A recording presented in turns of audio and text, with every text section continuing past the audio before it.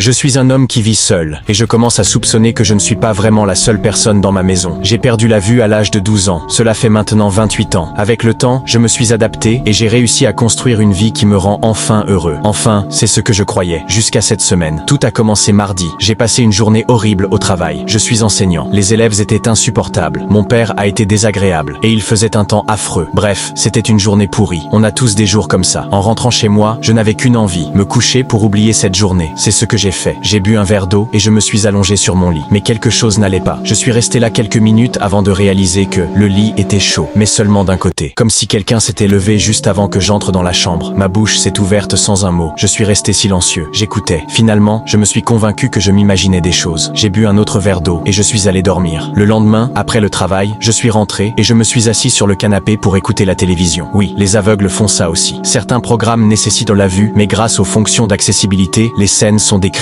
C'est comme un robot qui lit les dialogues à haute voix. Au début, c'est un peu étrange, mais c'est mieux que le silence. J'étais assis, un peu ailleurs, quand j'ai senti de la chaleur sur ma droite. Pas très forte, mais constante. J'ai mis un moment à comprendre que ça venait de la lampe sur la table à côté de moi. Je n'allume jamais les lumières. Pourquoi le ferais-je? Les lampes sont branchées, mais je ne les utilise pas. Mes amis, oui, quand ils passent. Mais je n'avais eu aucune visite depuis 3 semaines. Et si la lampe avait été allumée depuis tout ce temps, je l'aurais forcément senti. Je m'assois là presque tous les jours. J'ai éteint la lampe et je l'ai poussée sur le côté. J'ai écouté un autre épisode de NCIS, chauffé mon dîner au micro-ondes, puis je suis allé me coucher. J'ai quitté la cuisine, marché 5 pas dans le couloir, puis tourné vers la porte de ma chambre. Bam! Je me suis cassé le nez contre la porte. C'est là que j'ai compris. Je n'enferme jamais mes portes. Je suis aveugle. Je vis seul. Je n'ai pas envie de me battre avec des clés juste pour aller d'une pièce à l'autre. Quelqu'un était entré chez moi. Je n'avais pas eu aussi peur depuis mon réveil à l'hôpital, il y a 28 ans, quand j'avais perdu la vue. J'ai sorti mon téléphone pour appeler les secours, mais mes mains tremblaient en trop. Il m'a échappé. J'ai entendu le téléphone tomber sur la moquette, puis rebondir contre le lavabo. Je me suis mis à genoux et j'ai commencé à le chercher. Je rampais dans le couloir, me griffant les bras sur le tapis. Le bout de mon doigt a frôlé un objet dur sous la moquette. J'ai rampé encore un peu. J'ai laissé ma main tomber là où j'avais senti quelque chose de solide, mais il n'y avait rien. Déconcerté, j'ai avancé encore quelques centimètres. J'ai retenté, rien. Encore quelques centimètres. Et ma main droite est tombée sur quelque chose de bien trop gros pour être un téléphone. J'ai commencé à passer ma main dessus, lentement. Like et commente partie 2 avec le drapeau de ton pays si tu penses que vivre seul n'est jamais vraiment vivre seul. Et toi, tu sécurises bien ta maison ?